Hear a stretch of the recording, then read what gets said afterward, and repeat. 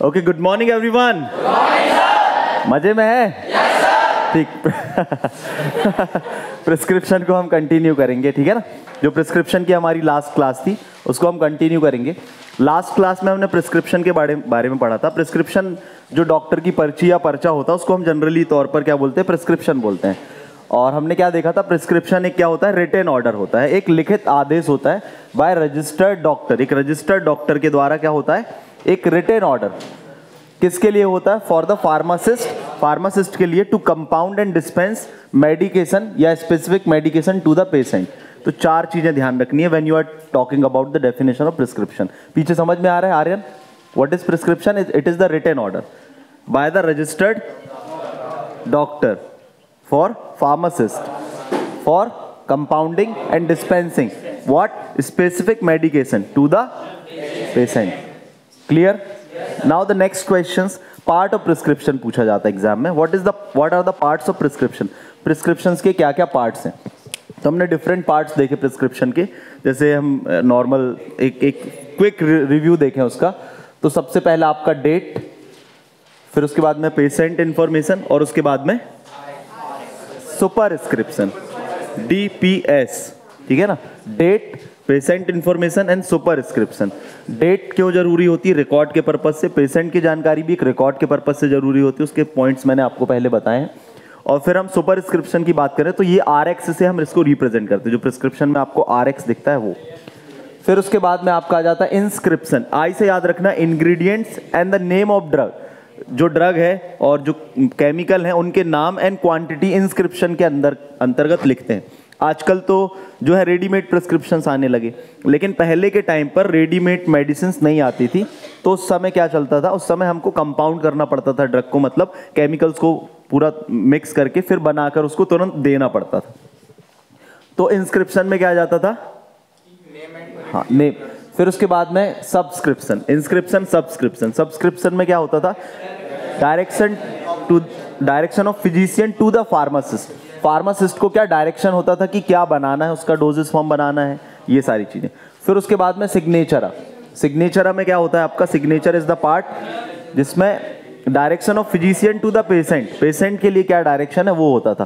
फिर उसके बाद में नेक्स्ट आपका रिन्यूअल ऑफ प्रिस्क्रिप्शन। प्रिस्क्रिप्शन का रिन्यू डेट कब है ना। एक डोज रेजिमेन जैसे किसी का चल रहा है, एक पर्टिकुलर 1 मंथ 15 डेज तक डॉक्टर बोलते हैं ना नेक्स्ट टाइम आप आए, तो एक रिन्यूअल जरूरी होता है एक प्रिस्क्रिप्शन में कि वो डोज का इफेक्ट सही हो रहा है या नहीं हो रहा है। फिर उसके बाद में नेक्स्ट आपका फिजिशियंस इंफॉर्मेशन। जो आपका डॉक्टर है, डॉक्टर्स की जानकारी, उसका सर्टिफिकेशन नंबर या रजिस्ट्रेशन नंबर, उसका एड्रेस, ये सारी चीजें जरूरी होती हैं। These are the parts of prescription. जब आपको प्रिस्क्रिप्शन पूछा जाएगा तो प्रिस्क्रिप्शन की डेफिनेशन बताना है। उसके बाद में हम बताएंगे ये 8 पार्ट्स के बारे में, और जो मैंने आपको बताया था उसको आप डिस्क्राइब कर देंगे। समझ में आया ना? Are you enjoying? क्या कुछ ऊंचा कर रहे हो? फिर नेक्स्ट हम बात करते हैं handling of prescription. What? Next heading डाल लें, हैंडलिंग ऑफ।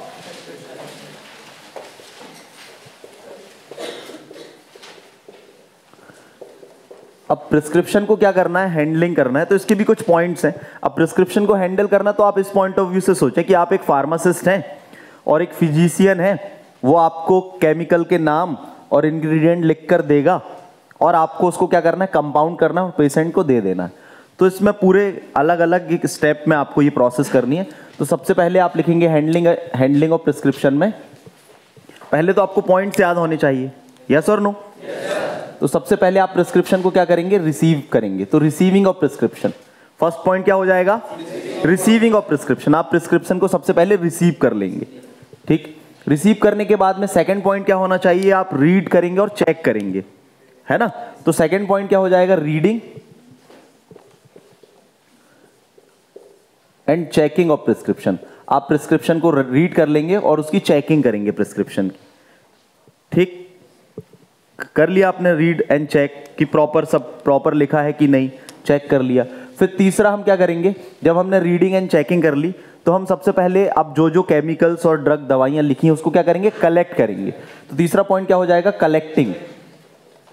और जब आपने कलेक्ट कर लिया तो कलेक्ट करने के बाद में आप उसको क्या करेंगे? वेइंग कर लेंगे, तौल लेंगे ना। ठीक, आपने कलेक्ट कर लिया मटेरियल और उसको वे भी कर लिया, तौल लिया।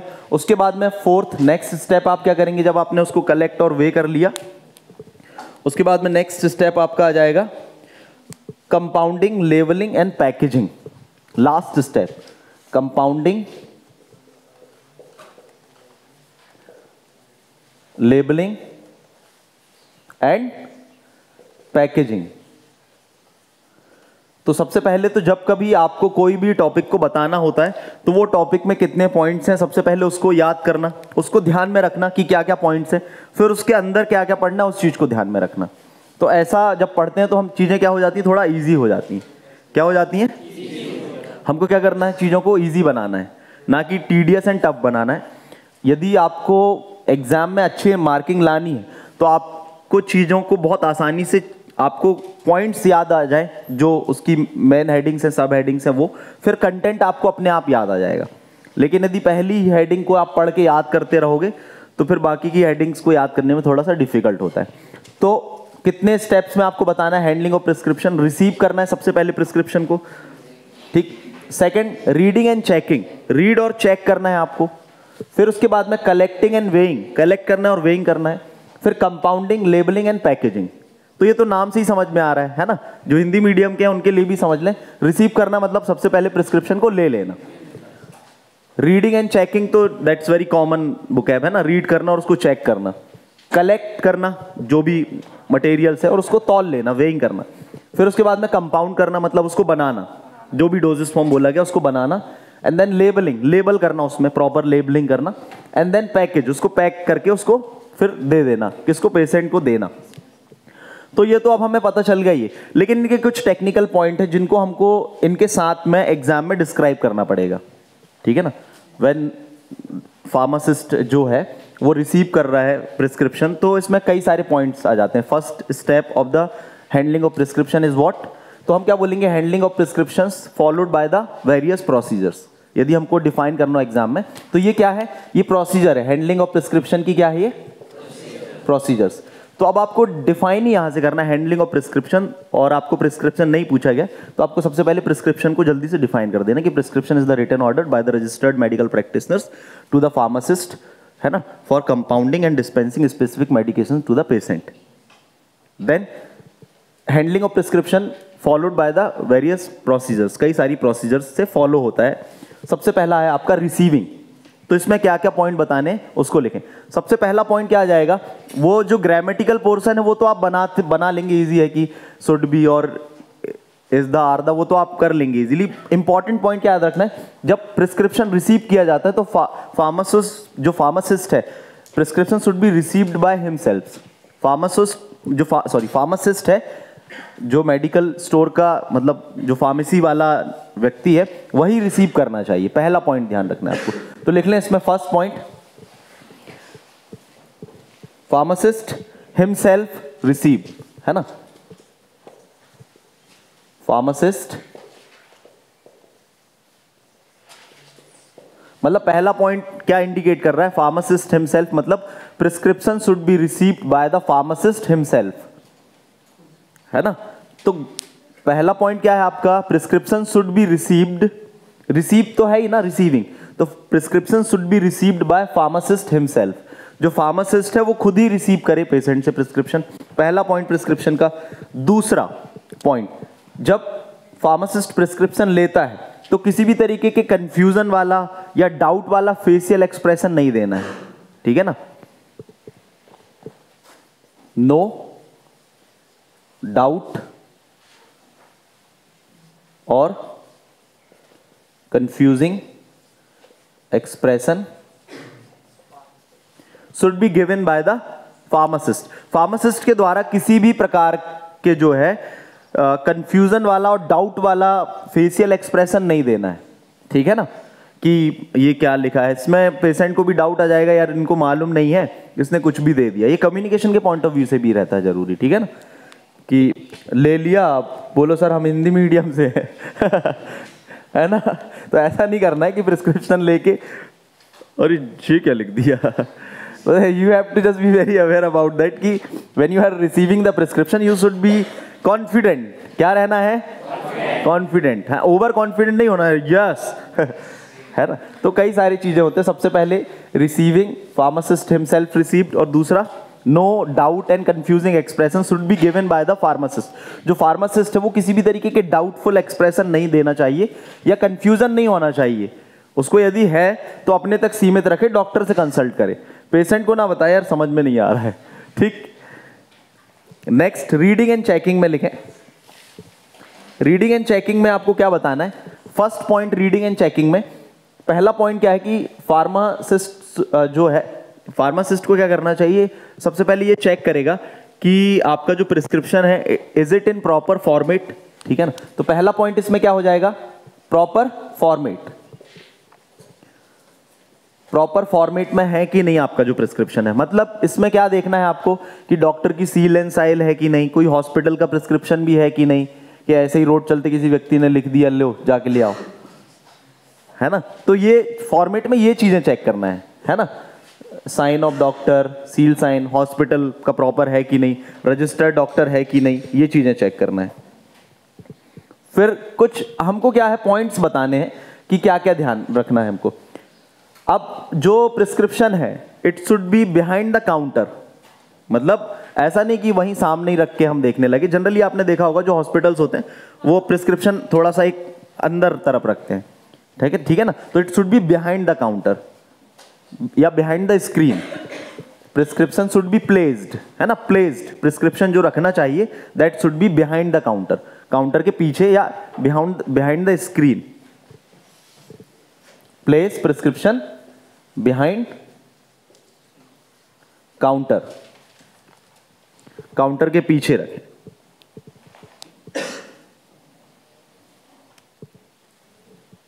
फिर इसी में क्या आ जाएगा? If any doubt consult with the senior pharmacist. If there is there, आप क्या कर रहे हैं? रीड कर रहे हैं और चेकिंग कर रहे हैं। तो रीडिंग और चेकिंग के ड्यूरेशन में क्या हो सकता है? आपको किसी पॉइंट में, किसी केमिकल में डाउट हो सकता है। तो इन case of doubt consult with the senior pharmacist और विद द डॉक्टर। तो तीसरा पॉइंट क्या हो जाएगा?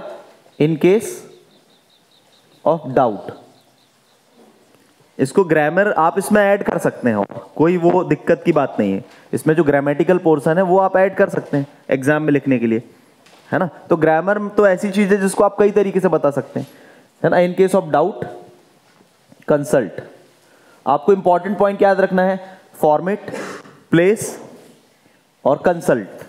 कंसल्ट, कंसल्ट किससे करना है, किस केस में करना है, आपको याद आ जाएगा। Consult in case of doubt with senior pharmacist, जो आपका सीनियर फार्मासिस्ट है उनसे कंसल्ट करें, और विथ डॉक्टर, और डॉक्टर से कंसल्ट करें इन केस ऑफ डाउट। समझ में आया यहां तक? किसी को कोई डाउट? फिर एक और जो इंपॉर्टेंट चीज है कि यदि कोई डाउट है, in case of doubt in any word never guess, मतलब अनुमान ना लगाएं कि ये हो सकता है। आ रहा है समझ में कि ये लिखा है, ये कंफ्यूजन हो रहा है, काम करो, ये नहीं, ये हो सकता है, और अंदाज से उठा के दे दी दवाई। तो उस केस में भी इन केस ऑफ मतलब never guess the prescription in case of मतलब डाउट, ठीक है ना। नेवर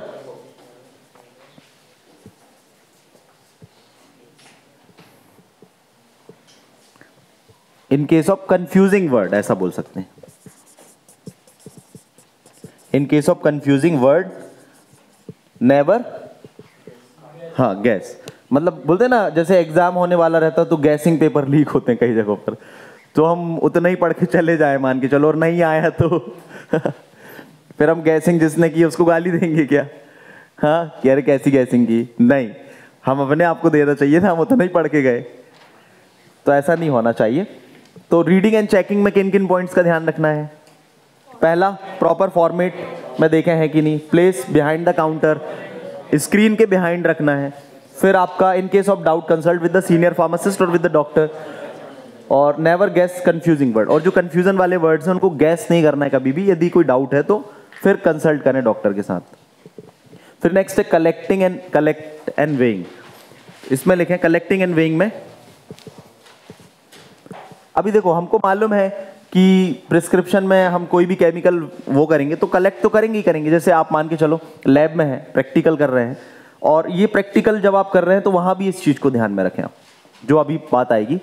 ये बहुत छोटी सी चीज है कि collect before collecting, before weighing, मतलब तौलने के पहले जब आप चीजों को कलेक्ट करते हैं तो collect material and place them to the left side of the balance. ठीक, पहला पॉइंट इसमें क्या आ जाएगा, बिफोर वेइंग, मतलब उसको आप केमिकल्स को वे करो, उसके पहले जब आपने केमिकल्स कलेक्ट कर लिए तो बिफोर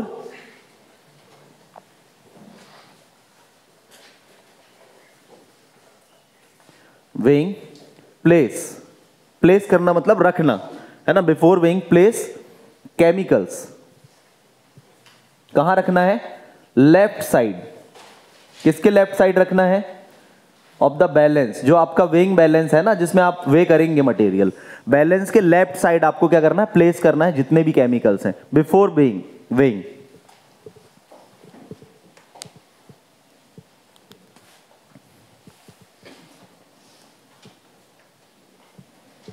ठीक, फिर जब आपने वे कर लिया, after weighing place it to the right side. After weighing,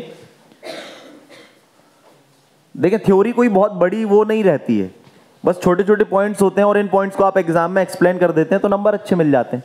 है क्या कोई बहुत बड़ी चीज है, बस पॉइंट है, ध्यान रखना है। जो नहीं पढ़ेगा नहीं समझेगा, उसको पता ही नहीं क्या लेफ्ट राइट करना है। सिंपल है, कलेक्शन एंड वेइंग में हमको ये बताना है कि भैया वे करने के पहले मटेरियल को लेफ्ट साइड प्लेस करना है to the weighing balance, and after, उसके बाद में जब आफ्टर वेइंग हो जाएगा, आपने आफ्टर उसका जो वेइंग कर ली, place it to the right side. ठीक है ना, ये क्या बनता है, एक रेफरेंस पॉइंट बनता है एज अ चेक पॉइंट, एक चेक पॉइंट हो जाता है कि कौन से केमिकल वे हो गए और कौन से केमिकल को अभी वे करना है, तो it becomes the check point. क्या बनता है ये, चेक पॉइंट। ऐसा बुक में लिखा नहीं होगा कि it is the check point, है ना, आप जब एग्जाम में बताते हो तो इस तरीके से हाईलाइट पॉइंट कर सकते हैं कि it is the check point, it help as and become the as a reference point, as a check point. ठीक, हमने ये कर लिया। इसके बाद में आपको क्या करना है, एक चीज और इसमें बताना है, जब आप मटेरियल को कलेक्ट करते हैं और वेइंग करते हैं तो you have to read the chemicals 3 times. जो आपके केमिकल्स हैं उनको एटलीस्ट 3 टाइम आपको क्या करना है, रीड करना है। रीड स्टॉक एटलीस्ट 3 टाइम, जो भी केमिकल्स है उसको 3 टाइम क्या करना है, रीड करना है ना। जैसे मान के चलो आप अपने घर में हैं तो आपको पता है कि नमक का डिब्बा कौन सा और शक्कर का कौन सा है, और मान के चलो दोनों ग्राइंडेड हैं, नमक तो ग्राइंडेड रहता है, शुगर भी ग्राइंडेड है। आप किसी के यहाँ गए और चाय बनाने के लिए आपने नमक डाल दिया तो क्या होगा, नमक का टेस्ट आएगा, चाय पिएगा ही क्यों। मतलब एक जनरल सेंस में हमने बात करी। तो read stock at least 3 times generally. हाँ, बायो वाले चले जाएंगे ना, खोलो तो हो, देखो तो सर है कि read stock at least 3 times.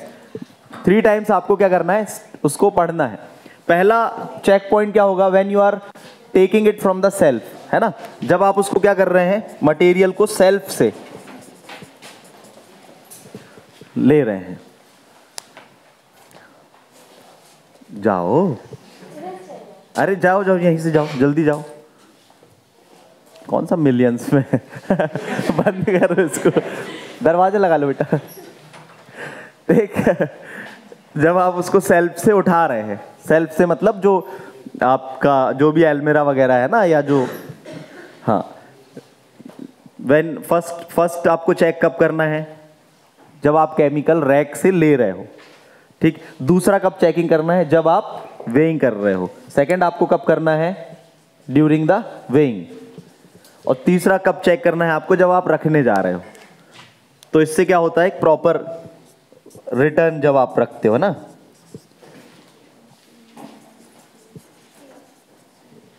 Tough है क्या, है ना। स्टार्टिंग में ऐसा जब पॉइंट आया था हैंडलिंग और प्रिस्क्रिप्शन, तो ऐसा लग रहा था पता नहीं क्या बताना होगा। अभी जब हम पढ़ रहे हैं तो ऐसा लग रहा है इतना इजी है। सभी चीजें इतनी ही आसान है, ऐसा नहीं है, बस चीजों को समझना आपको आसान है। क्या नहीं समझ में आया? अरे मान के चलो, ये मैंने नमक और शक्कर का कॉन्सेप्ट इसलिए नहीं बताया कि वो, ये आपको जब कभी क्या होता है, हम थ्योरी लिखते हैं तो हमें याद आ जाता है कि कुछ ऐसा भी बताना था नमक शक्कर वाला, कि जब हमने एक बॉक्स उठाया, कंटेनर उसको हम बोलेंगे, कंटेनर जब हमने उठाया वहां से सेल्फ से लिया, है ना, टेक, या आप कुछ भी बुकैब यूज कर सकते हो उसके लिए। सबसे पहले आपने जब कंटेनर लिया तब आपको एक स्टडी रीड करना है उसको कि केमिकल का नाम प्रॉपर है कि नहीं। जब आप उसको वे कर रहे हैं, लेफ्ट साइड रखा है उसको वे कर रहे हैं, तब आपको स्टडी करना है, राइट साइड प्लेस कर देना है। फिर जब आप उठाकर रखने जा रहे हैं तो तीसरी बार तब उसको स्टॉक को रीड कर लेना है। ये इसमें बताना है आपको, किसमें, कलेक्टिंग एंड वेइंग में। फिर उसके बाद में नेक्स्ट आता है आपका कंपाउंडिंग, लेबलिंग एंड पैकेजिंग। तो इसमें पहला पॉइंट लिखे कंपाउंडिंग में। कंपाउंडिंग की बात करें तो कंपाउंडिंग, जहां भी कोई चीज आप बना रहे हैं तो वहां का प्लेस कैसा होना चाहिए, फर्स्ट पॉइंट उसी का आ जाएगा, नीट एंड क्लीन। इसके लिए मैं बता दूंगा आपको एग्जाम में किस तरीके से ग्रामर को हमको प्रेजेंट करना पड़ता है, ठीक है ना।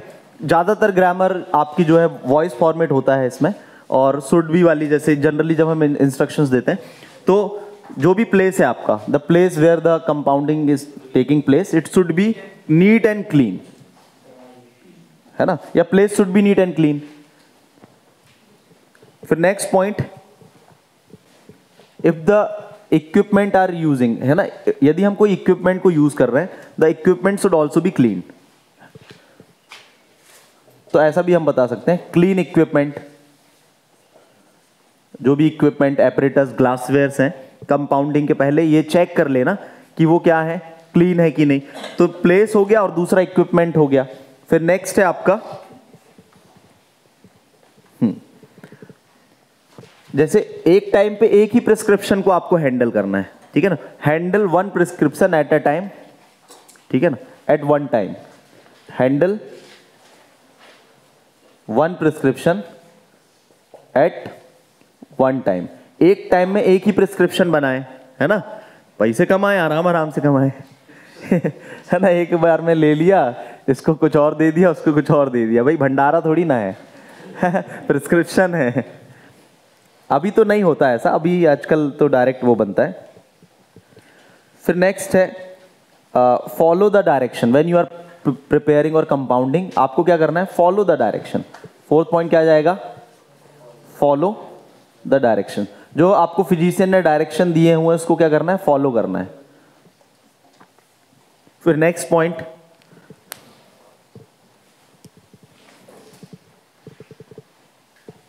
अब आपने फॉलो करके, डायरेक्शन करके प्रिपरेशन को बना ली, केमिकल मिक्स किए। फॉलो द डायरेक्शन में क्या आ जाएगा, आप चाहो तो पॉइंट लिख भी सकते हो, mix the ingredient in a proper sequence, है ना, और as directed by the physician, और as directed in official books वगैरह में जो है उस तरीके से। फिर आपको क्या करना है, fill it into suitable container. उसको एक स्वीटेबल कंटेनर में रख देना है। जैसे आप लोगों से कंटेनर बुलवाए थे तो कई लोग इतनी बड़ी बड़ी बॉटल ले आए 20 ml कैम्फर वाटर रखने के लिए, ऐसा नहीं करना है, प्रॉपर स्वीटेबल कंटेनर लाना है ना। Fill it into suitable container, एक प्रॉपर कंटेनर में उसको हमको क्या करना है, फिल कर देना है। Fill it into suitable container.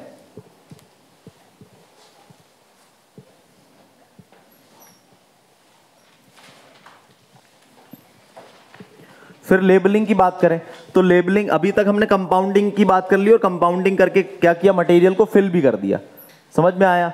अब हमको क्या करना है, लेबलिंग करनी है। लेबलिंग करना मतलब पेपर में करते हैं ना लेबल, आप देखते हैं कंटेनर के ऊपर एक पेपर चिपका हुआ रहता है, तो कैसा पेपर होना चाहिए उस समय, ऐसा कलर्ड है तो कुछ भी हो, लेकिन plain paper of good quality होना चाहिए।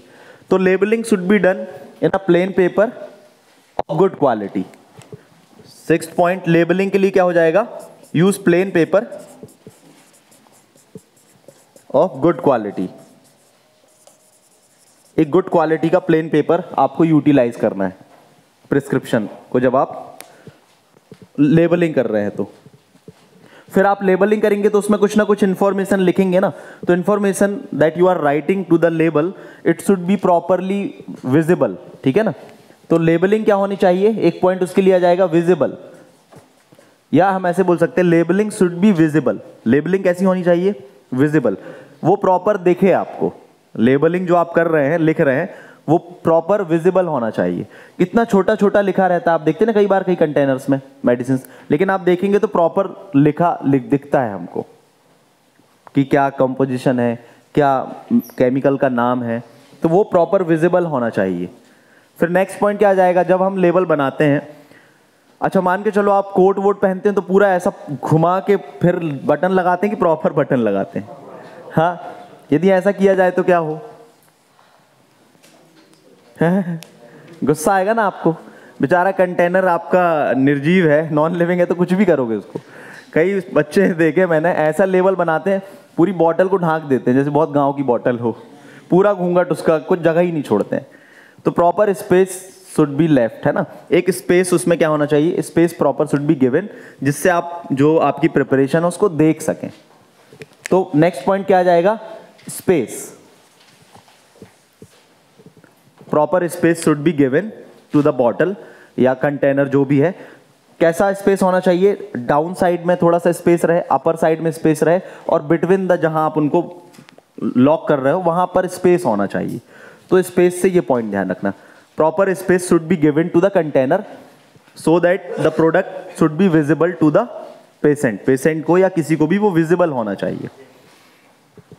ठीक, अब आपको किसी चीज से एडहेयर करेंगे, किसी चीज से उसको adhesive material should be of good quality, ये भी पॉइंट लिख सकते हैं। जो आप एडेसिव मटेरियल यूज करेंगे that also be of good quality, वो भी क्या होना चाहिए, गुड क्वालिटी का होना चाहिए। तो यहां तक समझ में आया, कोई डाउट?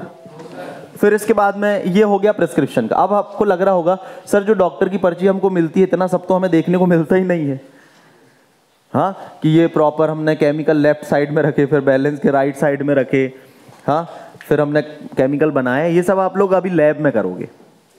अभी लैब में करते हो ना यही चीज, कि हमने बनाना है, हमको पैरासीटामोल सिरप या पैरासीटामोल एलिक्सिर बनाना है, या हमको कैलामाइन लोशन बनाना है, तो हम क्या करेंगे, इसी तरीके से चीजें करेंगे ना। आप लोग चेक करेंगे क्या क्या केमिकल्स हैं, प्रॉपर लिखा है कि नहीं, आपने वेइंग प्रॉपर करी है कि नहीं, ये सारी चीजें चेक करेंगे।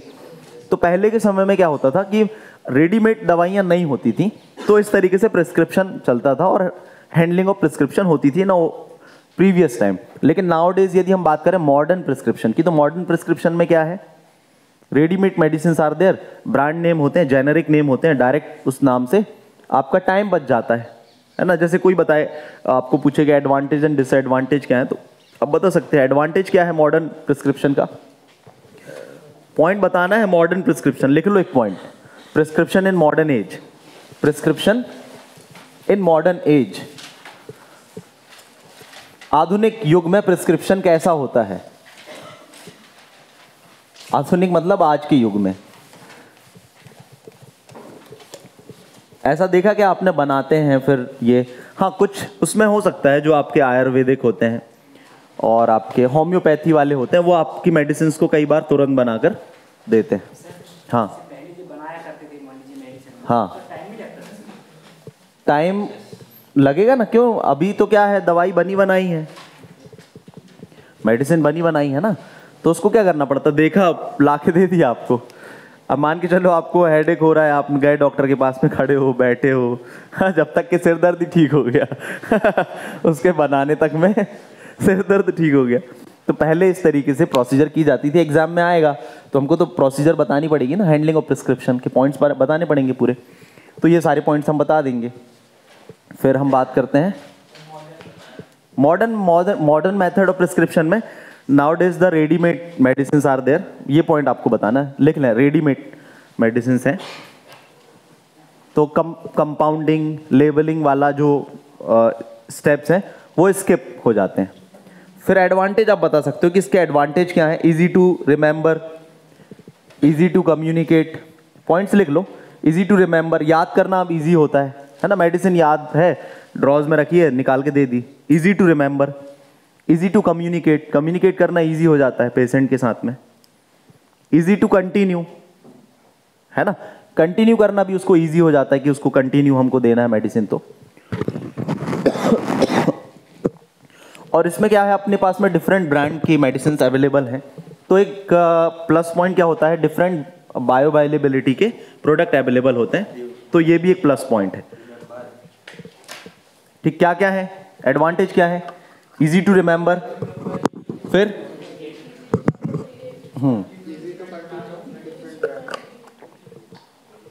अब इसके बाद में बहुत इंपॉर्टेंट एक छोटा टॉपिक है, एरर्स इन प्रिस्क्रिप्शन। प्रिस्क्रिप्शन में एरर, जो आपके प्रिस्क्रिप्शन से उनमें गड़बड़ी क्या हो सकती है, ठीक, लिखें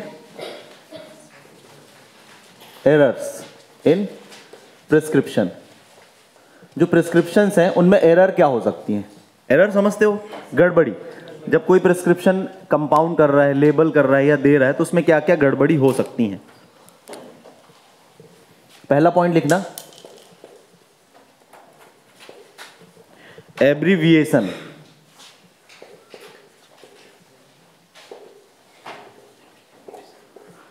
एब्रीविएशन इन प्रिस्क्रिप्शन में क्या होता है? एब्रीविएट फॉर्म, मतलब शॉर्ट फॉर्म में कई बार लिख देते हैं डॉक्टर, तो वो क्या हो सकता है, उसके कारण गड़बड़ी हो सकती है। आप इसमें कुछ एग्जांपल्स बता सकते हैं, जैसे एक एग्जांपल के तौर पर एब्रीविएट इन प्रिस्क्रिप्शन, जिसको लिखना है शॉर्ट फॉर्म भी लिख सकते हैं साइड में, short form of drug, drug का शॉर्ट फॉर्म लिख दिया।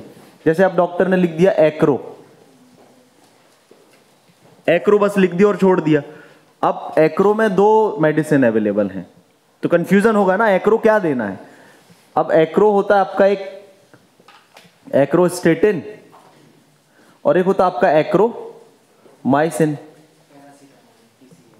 एक्रोमाइसिन और एक्रोस्टेटिन, ये 2 अलग अलग ड्रग हैं, ठीक।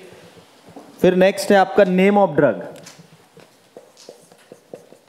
नेम ऑफ ड्रग, ड्रग का नाम भी आपका एरर का कारण हो सकता है। पहला पॉइंट क्या है? Abbreviate form of drug. Abbreviate form मतलब, हाँ, इसमें आपको थ्योरी क्या बताना है कि many doctors write when writing they write the drug in abbreviate form, short form में, that may cause the confusion to the pharmacist, उससे फार्मासिस्ट को कंफ्यूजन हो सकता है, and that ultimately lead to the serious effect to the patient, उससे pharmacist में क्या हो सकते हैं, सीरियस इफेक्ट हो सकते हैं। For example, there is a word acro, it is a abbreviate form, but there may be a 2 brand, 2 medicines उसकी हैं। तो इन केस जब कभी किसी एब्रीब्रिएट फॉर्म में कंफ्यूजन होने के चांसेस होते हैं, तो उसका एब्रीब्रिएट फॉर्म क्या करें, हम ना लिखें, ये इसमें सजेस्ट करेंगे थ्योरी में। फिर नेक्स्ट आपका नेम ऑफ ड्रग। तो कई ड्रग्स ऐसी होती हैं जिनके साउंड्स का प्रोनाउंसिएशन सिमिलर सा लगता है बोलने में, लेकिन अलग अलग होती हैं, तो ये भी नेम ऑफ ड्रग भी एक एरर का पार्ट होता है, ठीक। साउंड्स जो है ड्रग का प्रोनाउंसिएशन में क्या होता है, सेम लगता है, सिमिलर लगता है, तो इन केस में वो